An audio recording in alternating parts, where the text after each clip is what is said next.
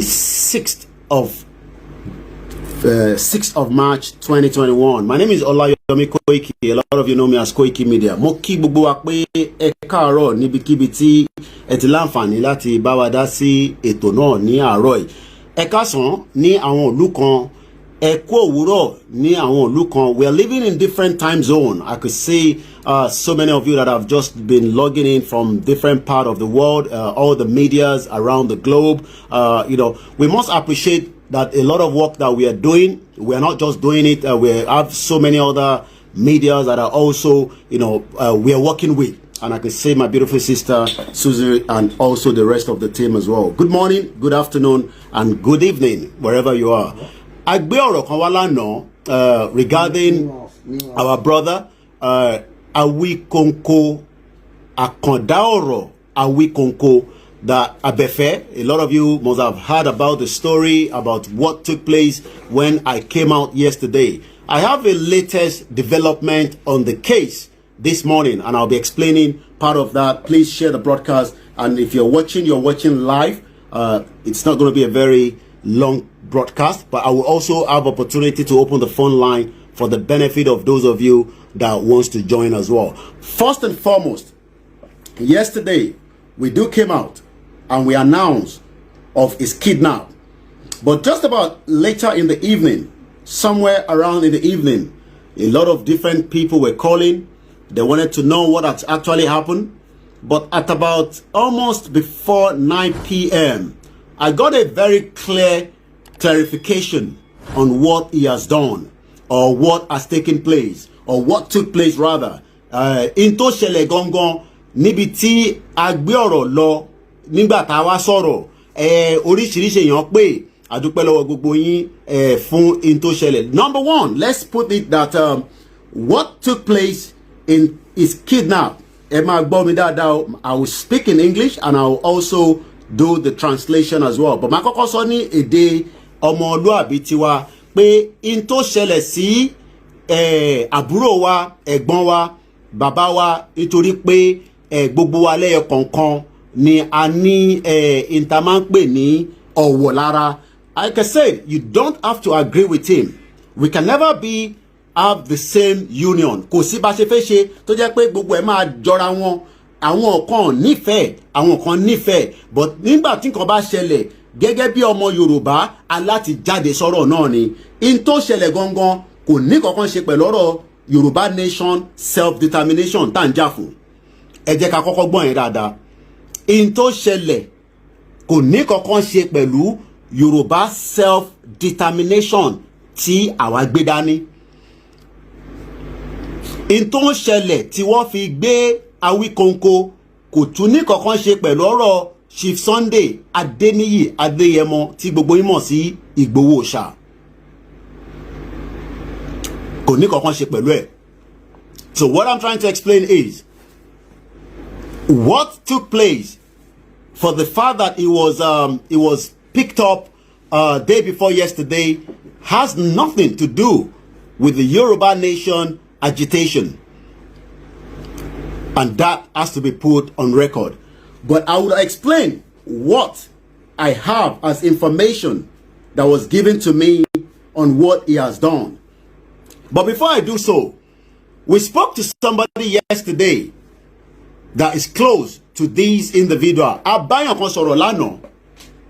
Nígbà tí a tó bẹ̀rẹ̀ ètò yẹn, ẹ̀yin tí ẹ bá follow wa lánàá, ẹ rí pé àkọ́kọ́ báyàn kan sọ̀rọ̀ kó tó di pé bẹ̀rẹ̀ sí sọ̀rọ̀. Ẹ jẹ́ aláǹfààní ká tún pé arákùnrin náà kóhun sọ in tí òun máa bá yín sọ. Then I will then come back and explain what I've been told that took place. Again, in tí wọ́n fi gbé Awikonko Akanda Oro tí gbogbo yín mọ̀ sí Abẹ́fẹ́ kò ní kankan ṣe pẹ̀lú Yoruba agitation. It's got nothing to do with the Yoruba agitation. Adé láti tètè jẹ́ káwọn èèyàn mọ̀ pé Yoruba self determination agitation tàgbé dání, it is our right, and that right will be expressed right inside Nigeria and outside the country.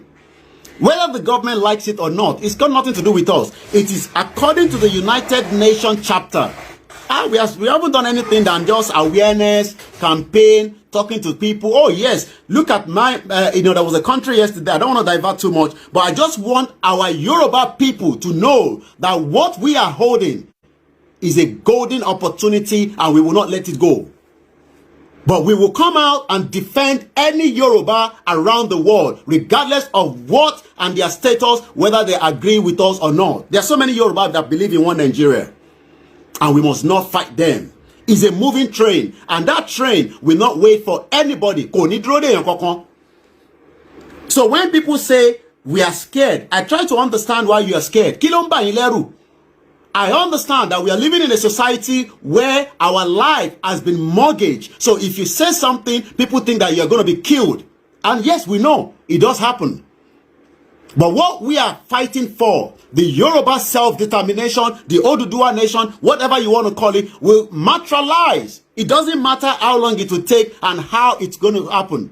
It will materialize. But we want to tell those, and this is what I have said so many times, before I go into the call, that we will beef you up. When I say beef you up, it doesn't literally mean we are going to harm you so that you can have weapons. No. We will give you the confidence to make you understand that Nigeria is not going to work, and it has never worked.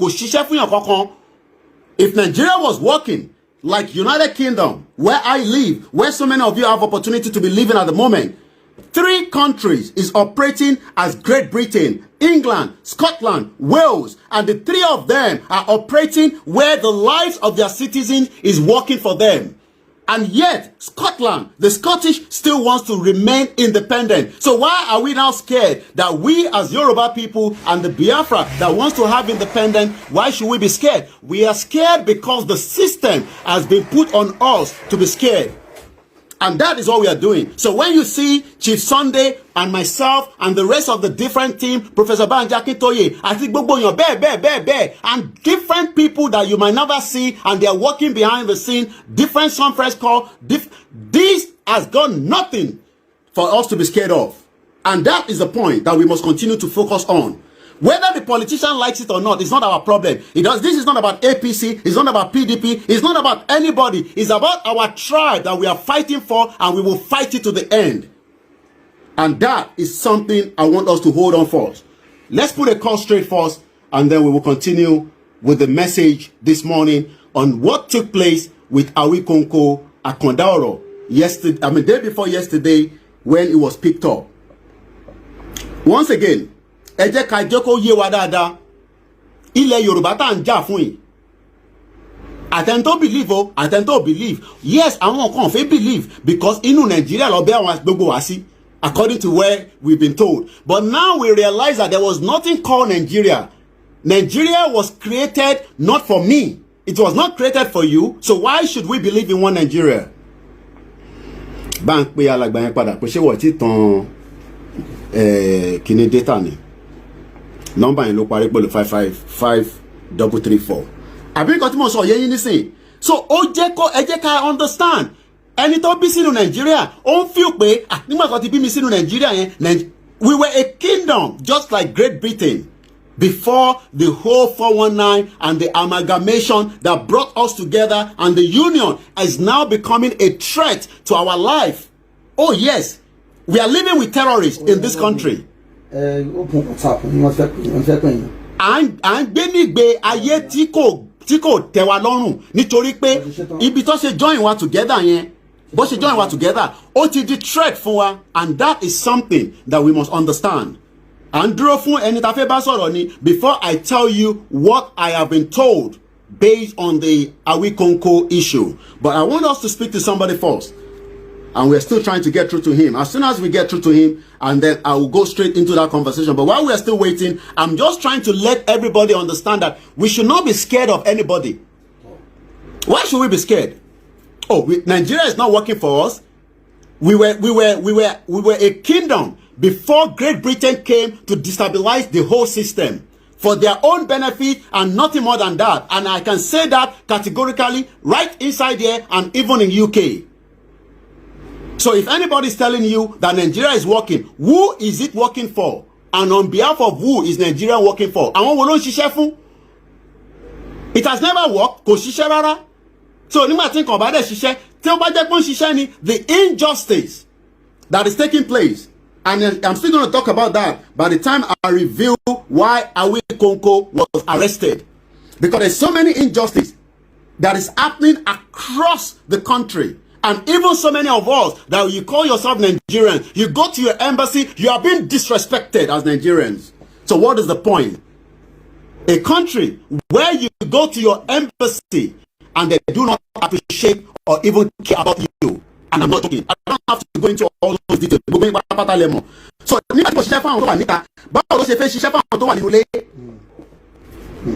Nígbà tí Nàìjíríà ò ṣiṣẹ́ fún ẹ̀yin tẹ́ wà níta, I wonder why some of you, especially our professionals, our elites, that are deceiving those in Nigeria, that Nigeria will work, even though you know that the country that you are staying across the world, it has never worked. So why deceive those at home? You think this is about politics? This is not politics.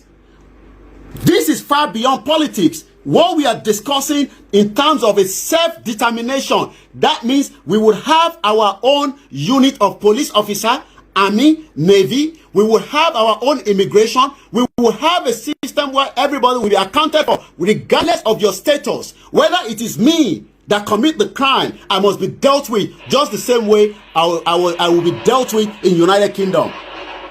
But nítorí pé àwọn èèyàn bẹ̀rù, ẹ̀rù yẹn ló ti gbé sí wa lọ́kàn, kò jẹ́ kẹ́ni kankan kó láǹfààní láti fẹ́ sọ̀rọ̀. So tó bá ti wá sọ̀rọ̀ báyìí, á dàbí àtẹ́ pé wọ́n fẹ́ gágẹ́, and that's why people are scared. But táwọn bá ti wá yọ ẹ̀rù yẹn kúrò pé ìtagbé dání, oh yes, ó lè dogun lóòótọ́, I'm not disputing that. But kó tó dogun, ẹ jẹ́ kí n gbọ́ láti ẹnu tí a bá sọ̀rọ̀ lánàá. Ẹ káàbọ̀ sórí ètò lẹ́ẹ̀kan sí bàbá mi akáàárọ̀ akú ẹbí mo fi ṣe mọ̀ pé Yorùbá tèmi ò dán mọ́rán àkójúmọ́. Ẹ fún wa ní orúkọ yín kí àwọn tó ń gbọ́ wa lórí ọ̀rọ̀ ẹ̀gbọ́n wa, àbúrò wa, bàbá wa, Akanda Oro Awikonko. Ṣé ń gbọ́ mi? Hello? Ṣé ń gbọ́ mi? Àgbọ̀ yín o. Èmi ń gbọ́ yín. Ẹjọ́ ẹ pè mí in the next 2 minutes padà ẹjọ́ ẹ jẹ́ kí n get nǹkan pàtàkì máa ní àǹfààní àti. Okay, these are part of the problems. A call from location 1 to location 3 and there's no communication. No, is this the kind of life you want us to live? I'm asking everybody, ṣé irú ìgbésí ayé tá máa gbé náà ni until we die and then we go to heaven and enjoy heaven when we are not enjoying the world itself? Àìtí ìgbádùn ayé, àwa náà fẹ́ lọ gbádùn ọ̀run. Ẹ káàbọ̀ padà lẹ́ẹ̀kan sí, ṣé ń gbọ́ mi nísìn? Ẹ káàbọ̀. Torí àwọn tí wọ́n fẹ́ gbọ́rọ̀, ẹ̀yin lẹ fẹ́ kọ́kọ́ fún wa ní bí tí ọ̀rọ̀ yẹn dé kó tó di pé mi náà wá ṣàlàyé ìntèmi náà gbọ́ bí ó wá rí bẹ́ẹ̀ kò rí bẹ́ẹ̀. Mo kọ́kọ́ fẹ́ gbọ́ láti ẹnu tiyín. Agbéyé wá lánàá kẹ́ wá bá wa sọ̀rọ̀ lórí Akanda Oro Awikonko. Àwọn kan mọ̀ sábẹ́ fẹ́ sọ̀rọ̀ lòun náà kò ń ṣe ẹni táwọn èèyàn mọ̀. Bọ́ kí ni tí ọ̀rọ̀ yẹn dé nísìnyí kí ó lè yé gbogbo àwọn tó ń gbọ́ wa ní kétékété? Ẹ ṣeun, ibi tí ọ̀rọ̀ dé dúró sí ọ̀rọ̀ ó ti ní ìyànjú because ibi tí a fojú sí ọ̀nà ògbàbẹ̀ ọ̀rọ̀ nípa Yorùbá nation làwa pè wọ́n pè fún, àmọ́ nísìnyí a ti wá rí ibi tí ọ̀rọ̀ yẹn ti ṣẹ̀ wá. Hello. Mo ń gbọ́ yín, fún mi ní speaker yẹn. Ẹ ṣe sùúrù, ẹ jẹ́ kémi náà connect speaker mi kó lè jẹ́rán pé ohun tí ń lọ́lẹ̀ díẹ̀. So káwọn èèyàn lè gbọ́ yín dáadáa. Ó ṣe é ṣe máa tètè máa gbọ́ ẹ̀yin kẹ́ ṣáà sọ̀rọ̀ lọ. But tó bá yá ẹ máa gbọ́ èmi náà dáadáa. Ẹ ṣe sùúrù, ẹ̀yin tẹ̀ ń gbọ́ wa àfi gbọ́ wá sórí speaker kí ẹ lè máa gbọ́ wọn dáadáa. À ń connect lọ́wọ́.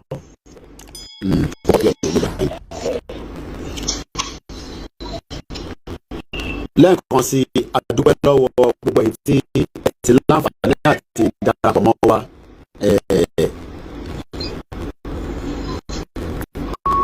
Ó yá ẹ máa sọ̀rọ̀ lọ alàgbà, à ń gbọ́ yín nísìnyí.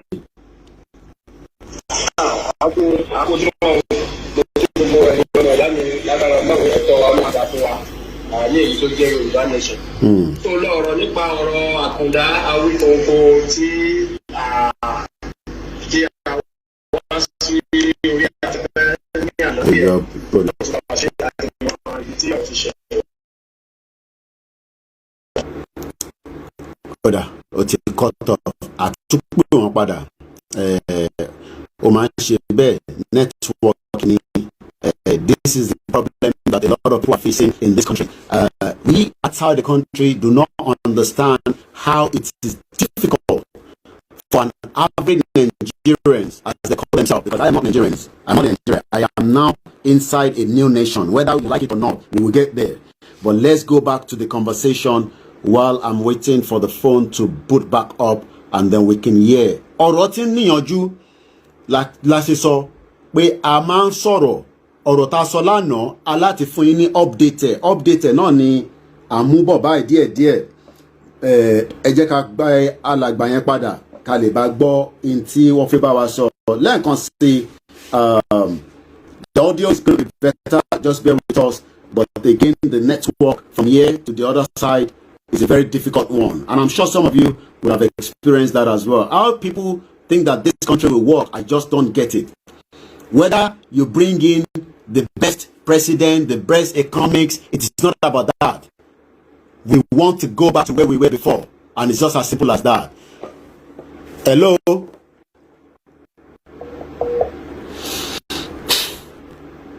What a country. Did you hear that? Nonsense.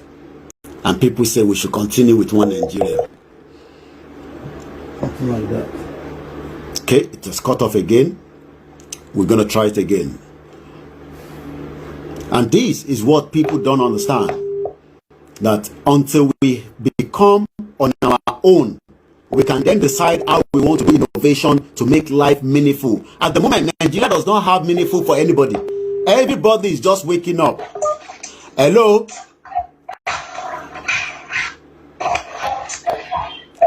Ó yá, ẹ máa bá wa sọ̀rọ̀ yẹn lọ.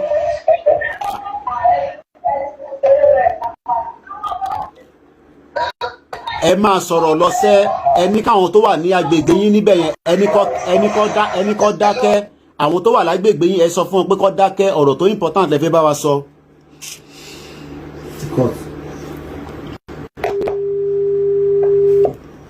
That's the problem in this country. Hello? Yeah. Ó yẹ máa sọ̀rọ̀ lọ, à ń gbọ́ yín. À ń gbọ́ yín, ẹ máa sọ̀rọ̀ lọ. Let me take it out from the speaker first. Ẹ máa sọ̀rọ̀ lọ, a ti connect yín mọ́ speaker níbí báyìí. Àwọn tó wà lágbègbè yín níbẹ̀ yẹn, ẹni kọ́ dákẹ́. Ẹni kẹ́ gbọ́ mi. Ẹni kọ́ dákẹ́. Tèmi bá ti connect yín mọ́ speaker tèmi. Ó ṣeéṣe kẹ́ lè má tètè gbọ́ mi. Ẹ̀yin ẹ ṣàlàyé gbogbo tẹ́ bá fẹ́ ṣàlàyé, mo ní láti interfere. Tí bá fẹ́ interfere, máa yọ kúrò lórí speaker. Ẹ bẹ̀rẹ̀ sí sọ̀rọ̀ nísìn.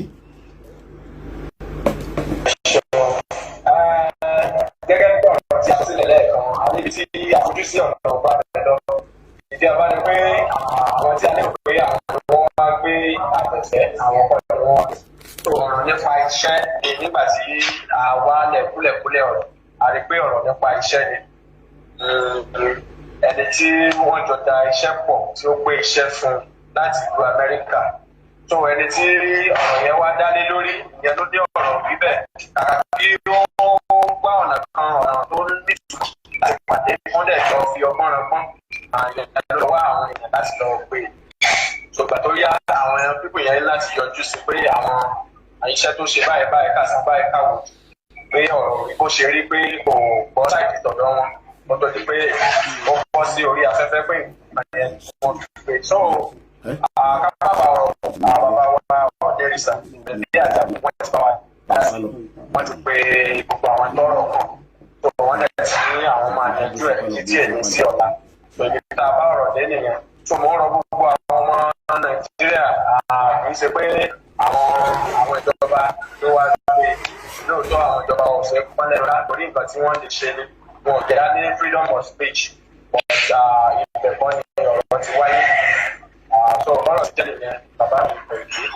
ṣé ẹ̀ ń gbọ́ mi báyìí àbí kí n yọ ṣẹ̀ṣẹ̀ ń gbọ́ mi báyìí?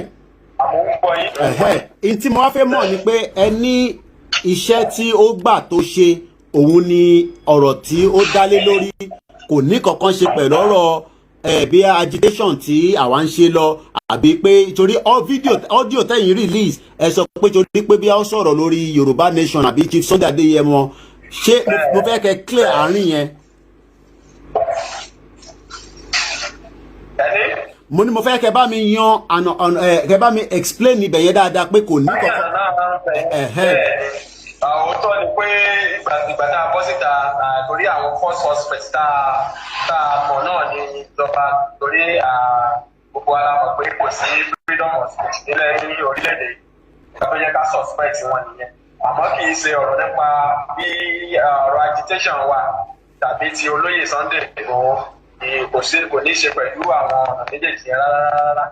Gẹ́gẹ́ bí mo ti sọ síwájú, ọ̀rọ̀ iṣẹ́ tó ti ṣe fún àwọn kan ní èyí tí ó ṣe bí ẹni tí ò dùn mọ́ àwọn kan nínú àwọn ni wọ́n ṣe iṣẹ́ yẹn, àwọn ni wọ́n wá àti wọ́n wá gbé. Ṣé ti wá ń ṣe ìgbésẹ̀ ṣé ti wá ń gbé ìgbésẹ̀ bí ẹ ṣe máa gba béèlẹ̀ àbí báwo kí ni ìgbésẹ̀ tẹ́ ti wá ń gbé? Bẹ́ẹ̀ ni ìgbésẹ̀ tá a ti gbé òní mo sọ síwájú yẹn wípé bàbá wa kábíyèsí ọ̀dẹ́rẹ́ ìṣàjò pẹ̀lú bí àti àbò wọ́n ti bá wa pé gbogbo àwọn tọ́rọ̀ ọkàn wọ́n dẹ̀ ti ní kápá náà pé ọ̀rọ̀ ilé ni kò ní ṣe pé à ń gbéra lọ sí ọ̀dọ̀ ọlọ́pàá dé lórí. Kò sẹ́ni tí ò lè ṣe mistake yẹn. So mistake yẹn ó máa ń ṣẹlẹ̀ lọ́pọ̀ ìgbà. So kápá náà ní àárín wa kan ní bàbá bá wa dá sí fún. Kó tó di pé màá jẹ́ kẹ́ lọ ẹ bá mi kí gbogbo àwọn ọmọ káàárọ̀ òjíire, àwọn kan nífẹ̀ẹ́ àwọn kan nífẹ̀ẹ́ àmọ́ gbogbo wọn pátápátá ni wọ́n ti dá sí láti àná tí a ti gbé ètò náà jáde. Kò dẹ̀ ń ṣèmi nìkan, mo dúpẹ́ lọ́wọ́ gbogbo àwọn tó kù tí wọ́n ti sọ̀rọ̀ lé lórí àtàwọn tó sì máa tún sọ̀rọ̀ lé lórí. Ẹ bá wa kí wọn kó tó di pé màá jẹ́ kẹ́ máa lọ. Gẹ́gẹ́ bí ọ̀rọ̀ tí ẹ sọ fún sí gbogbo èèyàn náà ló máa nífẹ̀ẹ́ èèyàn, ẹni tí wọ́n bá nífẹ̀ẹ́ ní gbogbo ọ̀nà ó yẹ kí irúfẹ́ ẹni bẹ́ẹ̀ kó yẹ ẹ̀wọ̀n because máa jó lọ àwọn ọmọ Yorùbá àwọn ẹ̀yẹn sẹ́rí tí gẹ́gẹ́ bí orin brọ́dà wa níta yé fẹ́lẹ́ ó ní sí 70% èèyàn wá sí nífẹ̀ẹ́ yẹn máa fi 30 tó kù lẹ̀ kọ́ máa gbé mú wọ́n ṣe gbogbo èèyàn ló lè nífẹ̀ẹ́ yẹn. Gẹ́gẹ́ bí ohun tẹ́lẹ̀ kí n ṣe gbogbo ẹ̀yin ọmọ Yorùbá agbára lọ́wọ́ Ọlọ́run ìlépa wa lórí Yorùbá Nation Ọlọ́run máa fún wa ìṣẹ́gun ní tiwa àti jáwé olúborí Ọlọ́run dẹ̀ fún wa matter of time ni Ọlọ́run dẹ̀ máa fún wa délẹ̀ lórí àti gbogbo ẹni tó support àtàwọn tí ò support àwọn ní gbogbo ó yá iná ilé lọ́mọ ẹranko padà yá àtẹni tí ò support tẹ́lẹ̀ ìgbà tó tójú ẹ̀kọ́ bá ti ń kojú ilé mu ọ̀bá gbogbo wọn pátá náà tí ó padà wá sí kí wọn á bọ́ rẹ́lẹ̀ gbogbo wa náà ìrànlẹ́ wa Yorùbá Nation ní ìbàjẹ́ àti gbogbo àwọn diaspora lábẹ́ Ọlọ́run kérò kó délé o ojú kì í ti náà lẹ̀ ní rìnrìn àjò pé ṣáájú àtẹ̀ní dúró ìṣẹ́jú kan fẹ́ nìkan kan wa pàápàá gbogbo ẹ̀yìn tí a lọ́wọ́ sí pé òwe Yorùbá dúró káfíńkò nínú ìyà tí o sì lágbára Ọlọ́run àti dúró ìṣẹ́jú kan fẹ́ nìkan kan wa ìgbà tó orílẹ̀-èdè yìí bá máa di ìmúṣẹ láìpẹ́ láì jìnnà gbogbo wa wọn ò ní fi wá ṣàwátì bó ṣe máa jẹ́ nìyẹn lágbára lọ́wọ́ Ọlọ́run. Àtẹ̀yìn náà brọ́dà mi kọ̀ èké ojú òní tì gbogbo ara rí gudugudu méje òun yàyà mẹ́fà bẹ́ẹ̀ ti pé ṣe ẹkú ìfọwọ́nìyàn ṣe. Lẹ́yìn kí olóyè wa Sunday Igboho bàbá kò ní sún yín kò ní rẹ̀ yín o wọ́n ní lókèlókè báyìí ní ìtàsá òkè òkè báyìí lẹ́mú òru sí àbẹ̀wò ayé ti dáhùn lọ́ọ́ máa dárí o. Wọ́n ní ìgbà ọkọ̀ ìgbà àdá wọ́n ibi tí wọ́n bókè ní ìtẹ̀ òkè ò jẹ́ òkè òmú òkè ni ó padà wá borí gbogbo ẹnikẹ́ni tó bá ti lọ́wọ́ sí aburú pé kí àlá wa kó má di nínú sẹ́ gbogbo la máa borí wọn lágbára lọ́wọ́ Ọlọ́run bó ṣe máa jẹ́ nìyẹn ìdí awú báyìí àrò ti rọ̀ pọ́n. Ẹ ṣé gan ni ẹ jẹ́ n fi sílẹ̀ a tún máa sọ̀rọ̀ lẹ́yìn ẹ ṣé gan ni. For the benefit of our brothers and sisters, and I always say that clearly all the time, a lot of people think when we speak English is to satisfy a particular tribe or so. No. It's to satisfy even our own tribe. I understand we are Yorubas, we must speak Yoruba. But what about our children that do not understand Yoruba and we want to carry them along into the new nation? So when I start speaking Yoruba every time. And our children, who we're fighting for? You think I'm fighting for myself? No. We're fighting for our children. Yours, mine, and the ones and the next generation. And that is why we must carry along everybody. Yes, we must speak English, so that we can also carry along our other brothers and sisters from the Biafra, the Middle Belt, the Shekiris, and some of them that do not understand our language. But our language is something that we must be proud of any day, any time, and that cannot be taken away from us. That is why we want to come out of this shit old country called Nigeria. What has English done for us? It has created more problem, more 419. That is what English has done for us. So what is the point of the English? But the English is to communicate to so many of us that are not have opportunity to understand the language. Some can understand, but they cannot speak it. Some can speak it, they can't understand it. But what the brother was trying to explain to us, so that I can go straight into the conversation. The brother was saying that the brother that was kidnapped, from what I said yesterday, was a personal kind of conversation that took place. I'll be giving the details. I don't have to go into too much of it, but he has clarified it.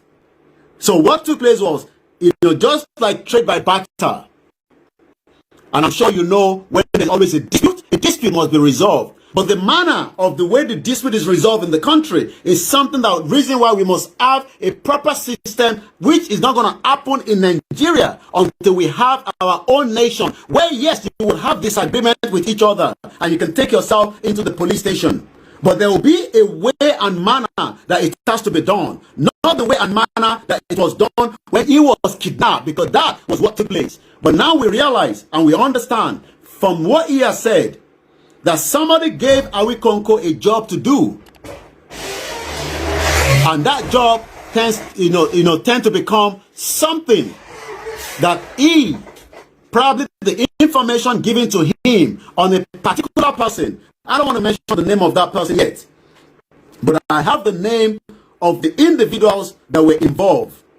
But that is not what I am here for. We are only here to clarify one thing that is got nothing to do with the Yoruba nation. And let's give thanks as well to Chief Sunday Adeyemo, because he also took all the necessary steps as a Yoruba man fighting for the Yoruba cause on behalf of our brother that was kept. So what I will try to say is,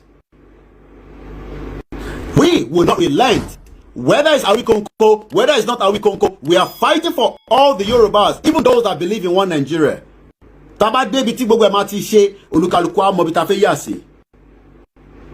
you're traveling from London to Manchester, you can go on different motorways. You can go on the M1 or you can go on the M25. You can go through the back route, which is going to be more dangerous. We will come out of this country and things will be done properly, just the same way it is done across the world. We are not going to die before we go to heaven and go and enjoy heaven. No, we will deal with that problem, and that problem is nothing more than a Nigeria that has to break. It's just as simple as that. You don't have to agree with it. Some say, because we don't want the Yoruba to become the next president. Who cares about the president? Are we talking about the president here? We are talking about a nation that's about to be giving birth, and it will give birth regardless of what anybody says. We are not going to back down on this issue, and we will put everything we have, every intellectuals. We will speak to every intellectuals around the world to make sure it becomes successful. It's not a one-man's fight; it's everybody's fight. So that is what took place when it comes to the issue of Akanda Oro Awikonko. The issue has gone. The issue that the federal government knows is inside the United Nations chapter. You have the right to say you don't want to be part of a country anymore. So what I'm going to do quickly, we will give opportunity to 1 or 3 or few calls just to balance it, and then we will bring the broadcast back down. I might be coming back on again because we have 2 or 3 people that you might be seeing later on. So let's go straight. If you know the number, let's give you opportunity to add your voice, because it's not just about me. I always say it's about every one of us. Nigeria will fall. It doesn't matter what you think about Nigeria. I don't care whatever you think about Nigeria. Whether you have investment here or not, that investment will be inside a new nation. Hello? Yeah, mo lórí show. I saw it later. And to ba mo pa lórí show. Come on, take me nisin. +447594050979. Let's take your call so that then we can say, you know, a very good morning to those of you watching us from around the world. Hello, caller. Hello, good morning. Good morning. Straight to the point. Yes, I'm Shegun by name. I live in Lagos. Go ahead, sir. I'm very happy that we've been moving forward and we've been making progress concerning our agitation. Thank you very much. Of being a country of our own. Thank you, sir. We know that the system was fraud. Yes. We were never won. That is why we don't understand ourselves. Yeah. And we can never understand ourselves because we have different ways of communication. The Aboki man believe that their destiny is to be poor. If you are poor for life. That is their belief, that it is destiny. If you are rich for life. And we, the Yoruba, we doesn't believe in that. We believe that if you work, you will be successful and you will be rich. And we believe that we can lift ourselves up by creating jobs so that another person can work. When the person work, provide job for another person. But Aboki believe that in the morning, no, let me go to Alaji's house. Let me sit down there and take some food at the some food. Then he will now take us to the farm. We'll work for him. In the evening, we'll go back there and eat morning and night with them. So we don't have the same belief. We don't have the same initiative. So I don't see why somebody will just come up one day and join us together. Okay, fine, you join us together. This is after 100 years. Now we said we don't want to be one again. Yeah, that we want to stand on our own. Yes, the law is there that after 100 because years. of so many callers, my brother. Not that I want to shut you down. I love your conversation. Let me go to the point. Yeah. To the point. Yes, please. Quickly. Yeah, my brother, please. Yeah. So what I want to advise we Yoruba to do now is I want us to raise our flag across the whole Yoruba land so that our flag should be shown everywhere that we mean business. Okay. Because we've not come out to declare publicly. Let's come out and declare this thing publicly. Okay. I hope you're doing a lot as well in your own vicinity, in your own area, in creating awareness. Okay. Yes. Before now. Back more than 10 years ago, I've been preaching this. Wow, 10 years ago. Wow, thank you very much. Let's give more people opportunity so that we can get few calls more as well. Hello, good morning, caller. Straight to the point. Ekaro. Okay, +4475. Please help me put the number and then I can pin it. +447594050979. Some of you have the number, some of you do not have the number. But let's allow more people to call. Please, if you're calling, let's make it very fast so that more people will also have opportunity to have their voice into the conversation. So go straight to your point. Ekaro, sir. Ekaro. Good morning. Ekaro, sir. Very wonderful, John. Thank you very much. Next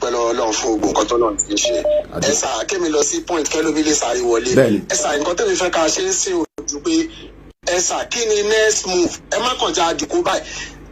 Normal thing ni pé téèyàn bá fẹ́ gba freedom. Kò sí bẹ́ẹ̀ ṣe fẹ́ gba freedom tí ó ní sí tàjẹ̀ sílẹ̀. Na normal thing. Téèyàn kan bá ń sọ fún mi pé wọ́n ní ta ẹ̀jẹ̀ sílẹ̀. Irọ́ ni o. Èmi ní parọ́ fún yín. Nǹkan tẹ́mi fẹ́ ká ṣe é ṣe ojú pé ìjọ wo la fẹ́ bẹ̀rẹ̀ next protest and non-stop protest. Nǹkan tẹ́mi fẹ́ kẹjẹ́ ká sọ nìyẹn. Kìnì kan ṣe kìnì kan. Tẹ bá dúró de àwọn bàbá Fẹ́nifẹ́re, nothing will happen. Àwọn bàbá wèrè yẹn tí ọba lọ máa ká wọn mọ́lé kán máa pa wọ́n dànù lẹ́ẹ̀kan kọ́kọ́ sọ fún wọn pé kán go on ẹ̀ tó bá jẹ́ lóòótọ́ ni pé wọ́n fẹ́ Yorùbá fún ire wo ló fẹ́ Yorùbá fún níbi táwa wà ń bí báyìí mi ò ní parọ́ fún yín àwọn tó jẹ́ organisation oríṣiríṣi cooperative tó ń help àwọn èèyàn up and down bí tí free education wà free education wo la Fẹ́nifẹ́re ṣe rí ìkan wá jáde ó nu FFK wèrè rádaràda tí ò ní túmọ̀ tó jẹ́ pé àwọn èèyàn wá bó ṣe fẹ́ pààyè dànù lẹ́jọ́ mẹ́ta. Okay. Nǹkan tó ń sọ ní pé nípa bẹ̀rẹ̀ protest ní protest bẹ̀rẹ̀. Ó máa jáde. Nǹkan tá a fẹ́ nìyẹn. Ó máa jáde láìpẹ́ but awareness yẹn náà láti lọ ẹ tó bá ń pè ẹ bá mute background yẹn jọ ẹ tó ń pè ẹ ti wọlé ẹ bá mute background If you're calling, please do. The number has already been pinned for the benefit of those of you that wants to join the broadcast as well. I think we have another caller coming. It's not connecting through yet. It's the network. Once again, Awikonko is more like a personal business issue between him and whoever that had the case with him. It's got nothing to do with the agitation. It's got nothing to do with Chief Sunday Adeyemo. But what I can say is the process of him being bail released is already ongoing, and by the time it's out, he will definitely maybe be able to explain more details. I have the names of those individuals, but I won't be mentioning that on the broadcast here. Eka Bosorieto, good morning.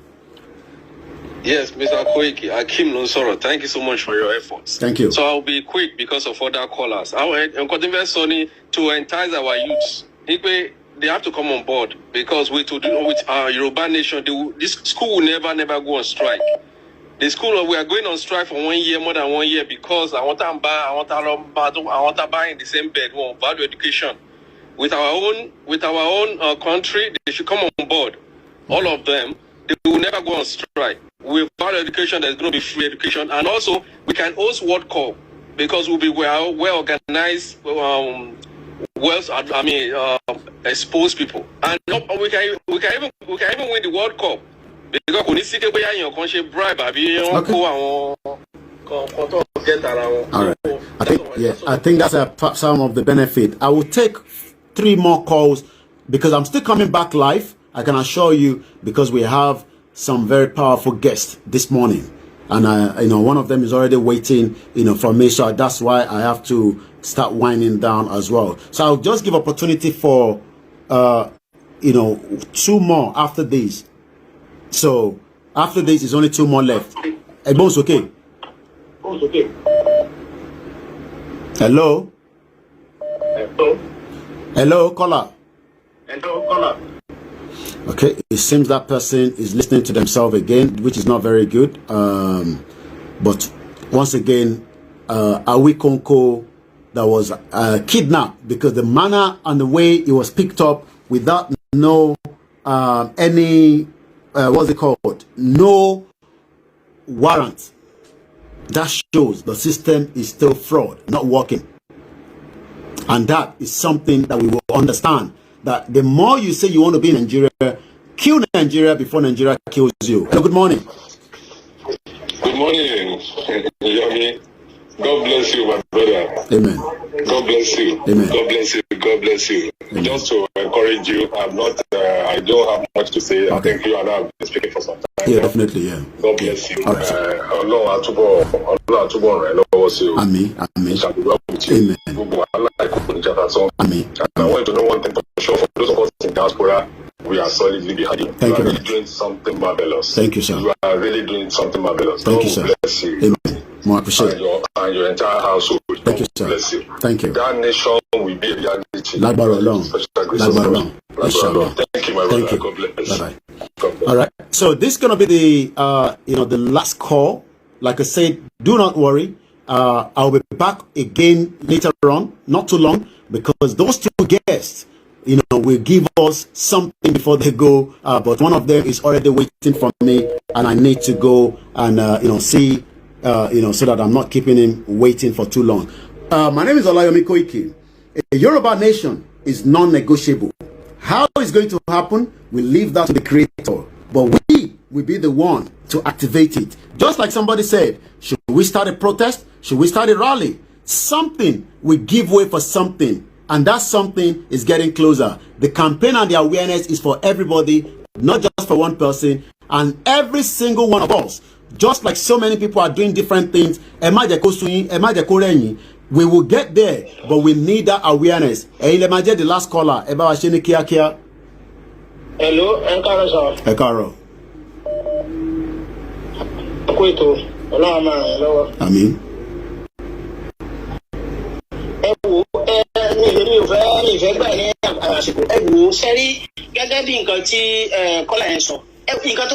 Next thing to it, about sensing, because tẹ́lá wò dáadáa ní tẹ́lá ṣàkíyèsí àwọn ará Èkó àwọn tó wà ní Lagos State yẹn wọn ti ẹ̀ rí nǹkan tẹ̀ ń ṣe yìí wọn rí bí nǹkan tó serious. Yes, wọn rí nǹkan tó serious tábà wò ẹ́ rí pé sáìdì àwọn Ọ̀yọ́ state ń bí lọ sí sáìdì Oǹdó lọ sọ́sùn Èkìtì kọ̀ọ̀kan ibẹ̀ ni a ti mú ọ̀rọ̀ yìí kí ibẹ̀ láti mú serious. Gbogbo Lagos state yẹn kò sẹ́nìbọ̀dì tó erase anything wọ́n ń wò it's like wọ́n ń wo kíni bí ìgbà tí ìbá ń ṣeré eré ọwọ́ ṣẹ́gẹ́t.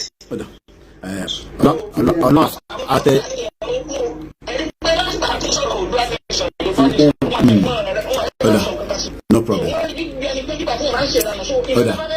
That's to say.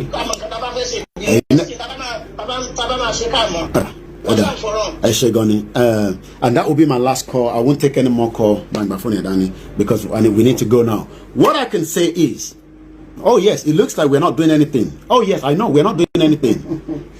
But let's first wait for after the force majeure. The force majeure is just a few more days away. 90 days have been given to the government. They respond or they don't respond. The next line of action will take place. Rally is the most easiest thing to start. But are we prepared to go all together? That should be you deciding for yourself. Me, I will lead the rally right inside this country, and I'm not joking. Okay. Are you watching me or láǹfààní àti tún wò later? Ṣé ẹ láǹfààní pé tá bá dá rally yẹn sílẹ̀ nísìn ẹ máa jáde tán pẹ̀lú wa? Think about that. Sleep with that. Pé rally yẹn ò ní ṣẹlẹ̀, ó máa ṣẹlẹ̀. The rally will come up.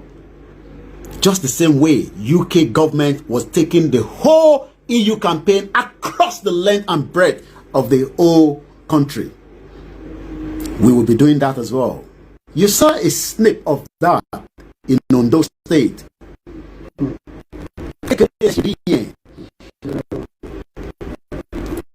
joke. But some of you are thinking it's a joke.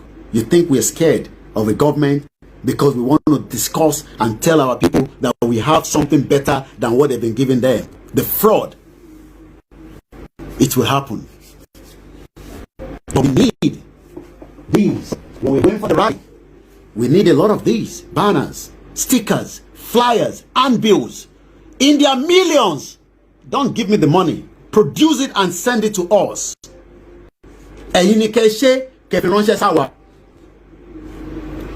We will set the whole Southwest painted with the word Yoruba Nation. What any political party kankan? Eric Chief Sunday nìkan ni ó fẹ́ jáde ni. No! Gbogbo wa ni Chief Sunday. Professor Banji Akintoye wà níbẹ̀. Gbogbo àwọn bàbá wà níbẹ̀, àwọn màmá wà níbẹ̀. Ẹ jẹ́ dá dúró báyìí. Mo sọ fún yín ní ìlú òyìnbó ní last year. Mo ní mo fẹ́ lọ́wọ́ ni. Ó súnmọ́. This election nílùú yìí. Election kẹ̀. Kí ló ń jẹ́ kò ní da fẹ́ election. Mo rẹ́rìn. I see some of our people that still believe in they don't want Nigeria, but they say that we are trying to create nonsense. That when somebody becomes the president, then he will give us Yoruba. Can the president? We are not interested in any presidency. He thought he just say, Otito for years. He thought just say, Otito.